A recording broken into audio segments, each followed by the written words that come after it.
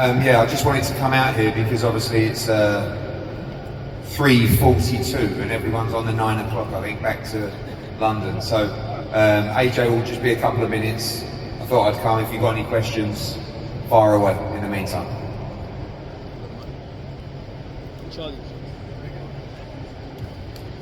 Eddie, emphatic from AJ linking up with Ben Davison. Do you think that will be the go-to from now on? We saw punch perfect pretty much from the minute the first round started.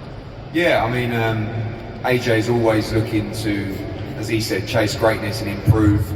Ben has been a fantastic addition to the team. Obviously, it wasn't just the 6 weeks that he had for OTTO WALLIN, it was the weeks before that where he was training in the UK. You know, Barry, Lee, Wiley, they've proved to be an incredible training camp this year, a great training camp for a number of fighters. And you know, Ben said to me this week, wait till you see AJ perform this week, and you know, I was hopeful that we'd see that, and we saw it, so they deserve a lot of credit as well. Radio Rahim, I saw you in the ring after the fight and was curious if you had any comments about the Wilder performance. I know Joshua passed on that. What do you have to say about what you saw Wilder do in the ring tonight? Yeah, I mean, look, obviously Joe, we're so happy for Joe. We had signed the Wilder contract. It was going to be announced tonight, but it's boxing, you know, and it was one that we believed we would win. And you know, if anyone was going to beat him, I was pleased it was Joe. He looked terribly out of sorts. I didn't really give him a round. You know, even when the referee was reading out the decision, he was raising his hands as if he might get the decision. So it was a strange performance, but we can only take care of what we do. And obviously Anthony tonight put in a performance to put the heavyweight division on notice. And now here he is. And obviously Freddie Cunningham, 258, Ben Davison, AJ, myself. We're going to keep this to about 15 minutes, guys, because of the time. So over to the floor for questions. Hi, this is a question for AJ. Hi, AJ, it's Aisha here from iBoxing Hub. All week people have been talking about your focus. What are the things that actually affect your focus? And I know previously you've spoken about your belief in God. Is that something that's affected your focus in kind of in a positive way, obviously? In a positive way. So in terms of focus, when you're in training camp, you're around the same faces day in, day out for, let's say, 11 weeks. And then on the week of the fight, now you open yourself up to like media obligations, questions about your future, etc., etc. So one has to stay focused, even though he's now opening himself up to media obligations, the bright lights of Saudi Arabia, the boulevard, it looks really good, your family's traveling out here. I need to keep my mind on the fact that I'm here to do a job and I'm in for a serious fight. But like with prayer, some people call it meditation, some people call it deep thinking. You keep your mind on track, keep focused. I call it prayer. I just pull myself back, put my feet on the ground, and God answered my prayers today, and I was victorious. I prayed for WALLIN as well. I see him getting stitched up. He'll be all right, and he'll return to fight another day. Thank you. Hi Eddie, Robert here from Punch Out Boxing. I don't know if you remember about 18 months ago, I put it to you that it could be prudent for AJ to forego the Usyk rematch to give him a chance to maybe have tune-ups where he can work on things without that extra jeopardy of fighting an elite fighter. Do you think these 3 tune-ups this year, because of that activity that AJ's missed out on, because of championship level fights, do you think that's helped him? And question for Ben as well, how many levels more do you think you can get out of AJ? Because unlike say Usyk, AJ has yet to probably reach his ceiling. It looks like he's still improving in his 30s. Yeah, firstly, I'd like to say that OTTO WALLIN was number 2 with the IBF. You know, he was due to fight for the world title, so that's elite level. You know, I think it says everything that you almost look at OTTO WALLIN as a tune-up. That's because Anthony Joshua is at elite level. But yeah, look, every fight's fight by fight. We had a fantastic camp, great performance, and we'll go from there. AJ, Eddie just said that the Deontay Wilder fight was signed. I mean, how disappointed and annoyed are you you've done your job tonight, you did it brilliantly. How annoyed are you that he didn't and that fight now seems to be dead? I'm not too sure what can happen from here, but I'm sure from a fan perspective they'll be more annoyed. For me, I always understand how this game is. It's, you never know. This is elite level boxing. The directing was an amazing card. Wilder just came up short, but he'll live to fight another day. Me and him can still get it on, we can still get it cracking. I believe I'm a massive threat. I still think Wilder's a threat, and I still think it does amazing numbers if we get it on. But I'll leave that down to my management, trainers, promoters to make the decision. I'm down to fight anyone, whenever, and whoever.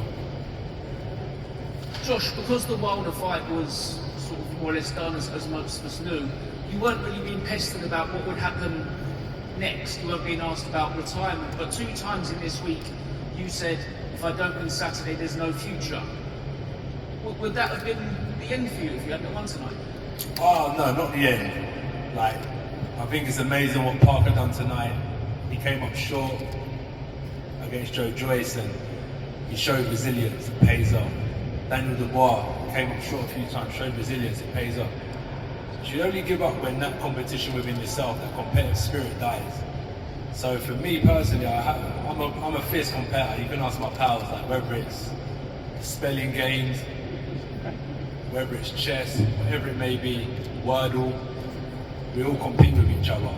And I think that you should always try and find that winning streak again, even if you're coming up short a few times. So the win pushes us onto higher heights. That's the great thing about boxing. But if you come short, definitely keep on striving for greatness if you're a competitor. So I would have never given up if I fell short today. No way.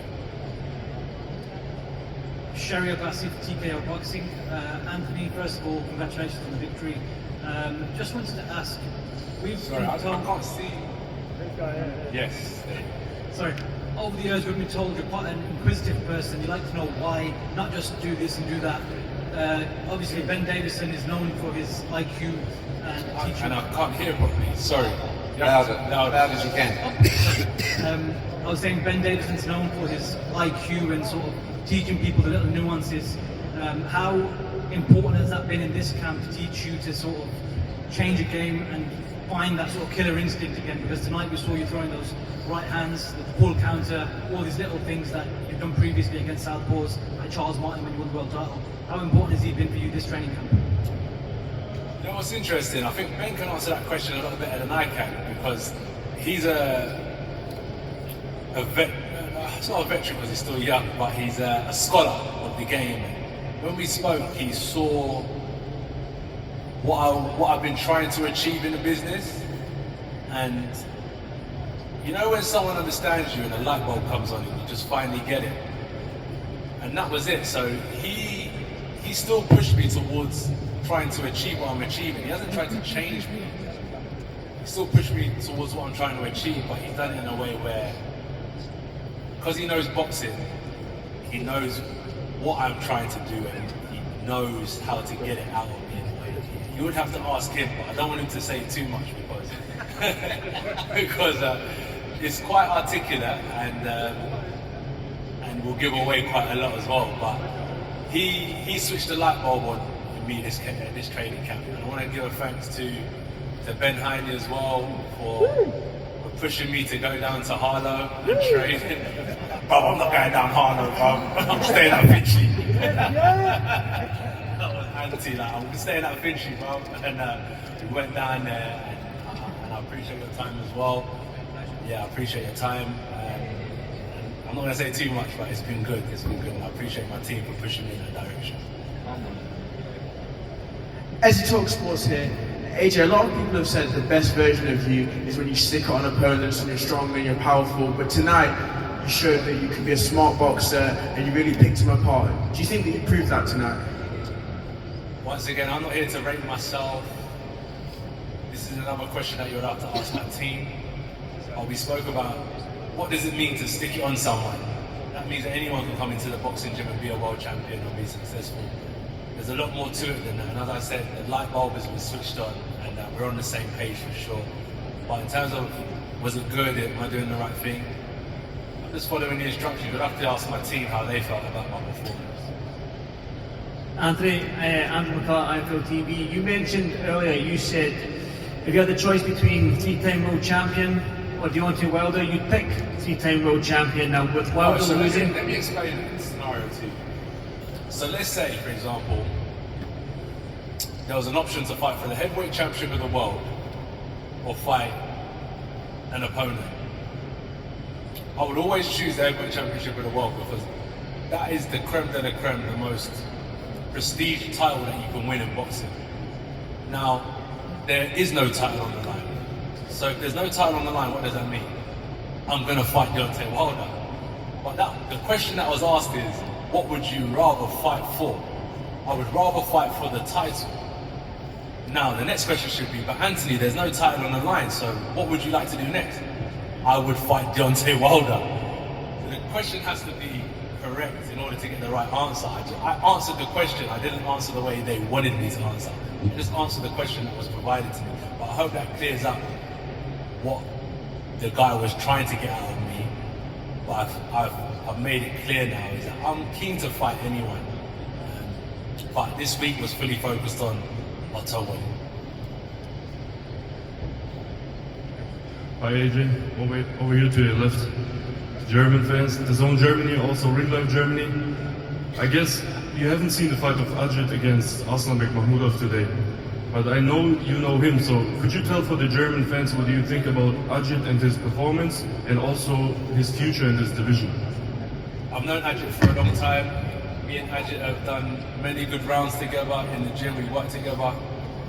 I spar Ajit's previous opponent, Agron. They had a great fight together. I know Ajit is a fierce heavyweight in the division. I was going to fight Ajit if I wasn't going to fight the day of reckoning. It was in negotiations. And the reason why I wanted to fight him because he's undefeated, he's a great fighter, and I want to test myself and challenge myself, put my skills up against his skills. I think Ajit can go a long way if he stays dedicated, which I'm sure he will, and I'm sure me and him will meet very soon. This is a question, it's Gareth over here. To your right, Anthony. Gareth Davis. Could I ask this question to both you, Anthony, and to Eddie? It could well open up if Fury and Usyk fight on February the 17th, that the IBF title is available and Flip Hrgović obviously is mandatory for that. Is that a fight you would like next? Is Hrgović an opponent you'd like to fight for the IBF title to both Anthony and Eddie? Yeah, I mean, for me, firstly, Anthony always will make the final decision. He's always takes advice, but he's the boss and he'll make the decision. He wants to become a three-time world heavyweight champion, so that could be an option, but there is a lot to play out with the IBF. It's not just a case of on February the 18th that belt will become vacant, because it won't. Now, if we're all involved in a situation together, i.e. here, maybe it does become vacant, but listen, I have to be honest, I would love to see him fight Tyson Fury. If Tyson Fury can beat Alexander Usyk, I would love to see him fight Tyson Fury. I love that fight. I hope that Tyson can be triumphant in that fight, but we'll go away now. Obviously, going into tonight, we had our plans for March. Now we've got to reassess. Does he want to fight in March? Speak to Ben. You know, I know he'll want to stay active, I think, but I think he's in a wonderful position. I think that was a statement to say he's the man. He's the man to watch. Can I ask Anthony then, would he rather fight Tyson Fury? Oh. Or, yeah, exactly. Put me in this position. We're not right about who? It's a cute Tyson Fury. Would you like to fight Tyson Fury? Or who? Or Hrgović? 100% Tyson Fury, but I'm not dodging Hrgović, by the way. I'll fight Hrgović as well. Does that put Ben in a difficult situation? What's that? Does that put Ben Davison in an interesting situation? Unnecessary questions. Unnecessary. Good night and thank you. Right, just a couple more guys before we wrap up. Hi Anthony. Hello. I'm sure you'll be tuning in to watch Fury Usyk on the 17th. I just wondered if we could get your thoughts on what you think will happen. What do you expect to see? I'll try and be here. I tend not to go to many fights, but Saudi's putting on really good shows. that's an iconic fight, so I'll try and get out here with my team. I think it's going to be a really, really good fight. If I'm going to be straight up, I'm leaning towards Usyk. But who knows? Who knows? They're both at the top of their game. I wish them well. I hope they have a great training camp. And once that fight's out of the way, the heavyweight division opens up again. All of us can start leading towards becoming champions. And I think I can't believe how great this card was. So many potential matchups, potential future stars on the card. So 2024 is going to be a big year for the heavyweight division. So I'm leaning towards Usyk. I'll be out here potentially, and I can't wait to see them fight. And as I said, this card was amazing. It's going to showcase the next superstars of the heavyweight division. Yes, AJ, congratulations with the win. Joel Bayer here representing for TNT Sports. I want to talk about your preparation, right? So you came here, you were focused, a little bit short sometimes with the media. You just wanted to get it done and over with, right? Do you reckon that's probably the main reason why we saw you be the best that you've probably been in the last couple of years? Not necessarily. Not because of the media. As the lady asked earlier, we have to stay focused, and I'm not sure with the media, but I have to stay switched on. I don't want to lose my focus by coming out of fight week and doing a load of media commitments. Now I would sit with you guys for hours. No, we got to go soon. But in terms of like the performance, honestly, I'll put that down to the Ben Davison Academy, man. They've got a great team. And people it's like, oh, Joshua just throw punches. And I said, if it was like that, everyone would be a champion. But they worked extremely hard, and as I said, the light bulb switched. And I've been searching. Really impressive what they brought to the table. As I said, they're very articulate, attention to detail, just like myself. And I just want to do well. They helped me do well tonight. If you're going to call that my best performance, I want to give thanks to the Ben Davison Academy. Come on now. AJ, David here. Yep. How's it going? Cheeky. Come on. First of all, just a major congratulations on the victory today. Thank you, sir. We spoke a couple of months ago and you stressed how much you wanted to fight 3 times this year. We're all glad that you did. Can we expect that same level of activity in 2024? Well, yeah, for me, I would love to speak to the team. It's a great question to ask my team. Ben, Fred, Ed, do you want to fire away and speak about what the plans are? I've got a great team that look after me and take care of a lot of things where I can just focus on being the best fighter I can be. So if anyone else wants to lead that question. Yeah, I think we'll all talk together as a team. I think it was so refreshing to see you fight 3 times this year, because with the belts and with COVID and with mandatories, it's so difficult to get that activity, and I think that was a big plus. And we want to thank Saudi Arabia as well and His Excellency Turki Al-Sheikh, because it looked like December was going to pass us by. And we got a call with 6 weeks to go against a tricky southpaw, and AJ and Ben and Fred, they just said, yep. And without this opportunity tonight, we wouldn't have got those 3 fights in 2023. So we'll sit down as a team with 258 and Ben, and then map out. But having fought on December 23, we were planning to fight in March or whenever. 3 fights can definitely be an option for 2024 as well. Right, guys, last question, okay? Hi, I'm Narjis from MBC channel. Tell us about the support that's given to you from your family and your friends, and how affect positively. And by the way, your smiling is so beautiful. Stay smiling. Me or Eddie?